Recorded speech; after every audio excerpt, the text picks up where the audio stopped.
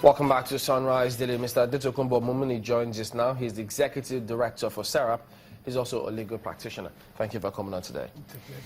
Well, the National Assembly say they are amending this 1999 Constitution. They had that retreat, which they tagged good governance and, of course, having good federalism. And you have released a statement saying, look, this doesn't all go well. But today, the spokesperson in the House of Reps said, look, it may be misconstrued, but they mean well. They also need to ensure that things go properly, and that's why they're doing it. Do you still agree with that? I don't agree with that. Let me say from the start that the power to amend the Constitution or the power to amend any Nigerian law belongs to the National Assembly. That is part of their power. A person who has the right to make a law should also have the right to amend. But what we query and what we disagree with is the abuse of these legislative powers. Now, what is the responsibility of the National Assembly? To make law for peace, order, and good governance of the Federation. Now, when the use of that opportunity, right, and privilege now becomes an instrument for personal aggrandizement, that is where we disagree with them. In what case? Now, for example, you see, whatever you want to amend the Constitution for, let's be talking about amendments that will better the lots of Nigerians. A lot of things is happening in Nigeria now that has reduced the overwhelming majority of Nigerians to abject poverty. They're not talking about, for instance, how to transfer the provisions of Chapter 2 of the 1999 Constitution to form part of what is in Chapter 4 to make socio-economic rights of Nigerians justiciable. That would have been an impactful amendment that would have supported the well-being of Nigerians. You see, what is contained in Chapter 2 of the Nigerian Constitution? It says fundamental objectives and directive principles of state policy. You see, the meaning of that is that we will get to that end when we rule at our convenience. And those are the things that are material to the well-being of Nigerians. Matters of access to food, access to good health care facilities, access to lovely and conducive environment, and those other social things that will make life meaningful and whole to Nigeria. They are not addressing that. All right. So instead, they are talking about immunity. But in the first instance, does SERAP think that we need an amendment or that the Constitution should even be jettisoned and we'll have a new Constitution? No, I don't even think about the jettisoning of the Constitution. Why? The reason is that all we need to do is to look at the provision of the Constitutions and those things that makes governance expensive, that are not too much in favor of the majority of Nigerians.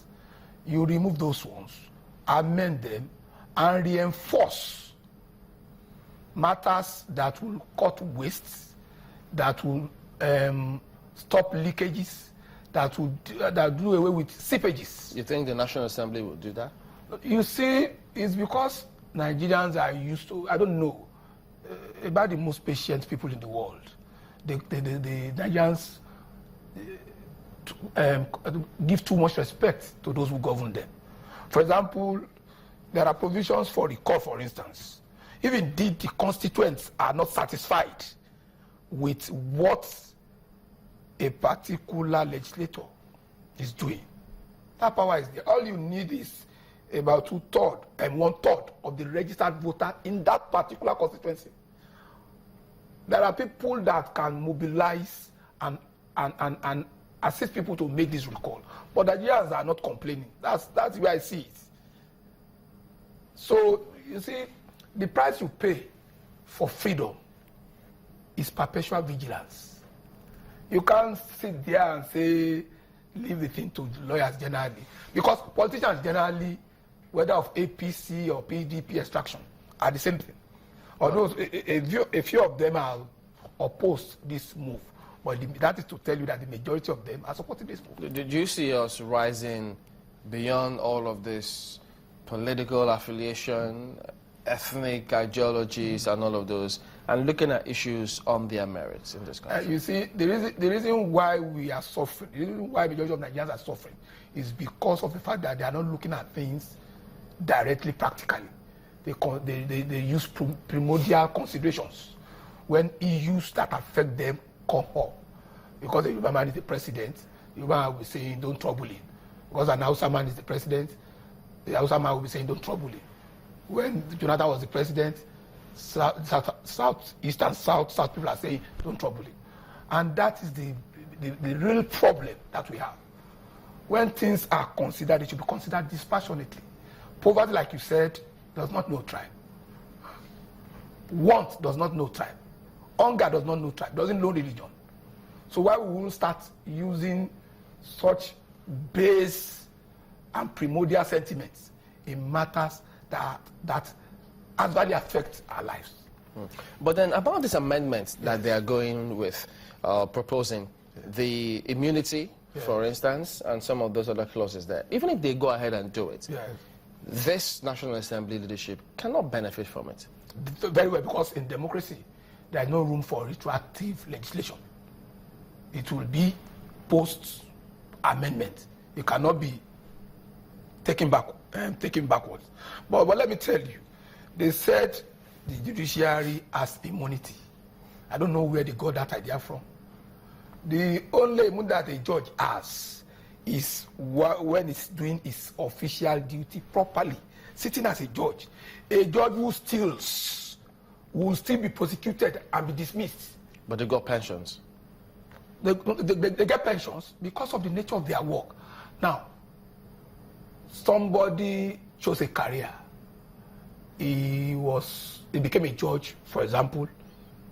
The requirement is that to be a judge of the High Court, whether of the state or of the High Court of Abuja or the Federal High Court, is 10 years post-call experience. Assuming somebody became a legal practitioner at the age of 25. Now, by the time he's 35, let's say he was appointed on the dot of 10 years post-call, he becomes a judge. When you are a judge, you are not doing any other business. It's like you have a restricted and controlled life. Your salaries can be measured. These legislators still do contracts.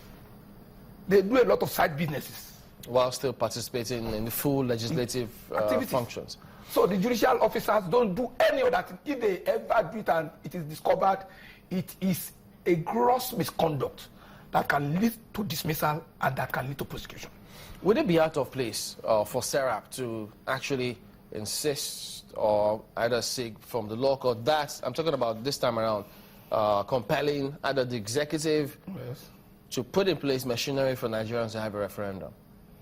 You see,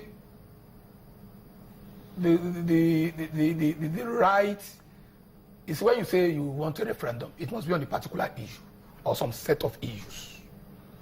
You see, it is not SERAP that will demand it. It is the people of Nigeria in their mass.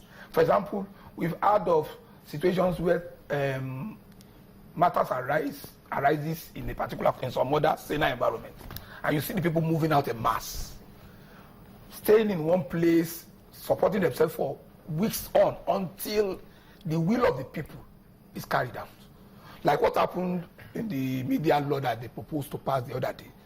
When the voice of the people was heard loud and clear, they withdrew. And I think it's the same thing that Nigerians should be encouraged to do in this instance.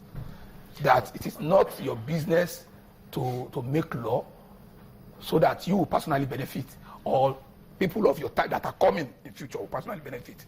The business that you have is to make laws. You know, the good thing is that you listen to Honorable Namdas, the media chairman and public affairs of the House of Representatives, and he said something, not once, not twice, that this is about the institution and not about the members as they are now. And that was why we asked Mr. Robert Clark if this doesn't really give vent to what they did say. If you knew that whatever will come out of this doesn't have any kind of retroactive effect, doesn't that also explain the fact that this is truly about the institution and not about some persons in the National Assembly? Let me tell you. You know, a legislative member has no limited term. Some of them will contest. Some of them have been in the elections since 1999, you know. So how are you telling me that that type of proposal is not self-serving? Even that is allowed in the United States of America, where we copy the presidential system of government. We have had old people that have spent more than 30 years in the legislature. We have people that have been legislators in Nigeria since the beginning of democracy here. That type of opportunity is not open to the members of the executive, the governors. The maximum that you can have is 8 years. That is if you are re-elected. But we know that within those 8 years, they could do a lot of damage. No. That is why you see, when they talk about immunity, it's for a time. Those who used to have immunity are now facing consequences of their previous actions. So should we be bothered? Even if they have the immunity, they won't be there for life. No, what I'm saying is that as a matter of fact, some other clients where we borrow this system, some of them are moving away from this. For example, in South Africa now, the restriction is about if it's a civil matter. Once you have a criminal issue to resolve, you face it straight. And that is the advocacy we are making in Nigeria. All right, we'll take a quick break, but we will be back, and then let's explore that option a little further. Those who are moving away, the systems that they have, and which area should we even bring to bear and see if it will do us any good. That'll be when we return. Join us again.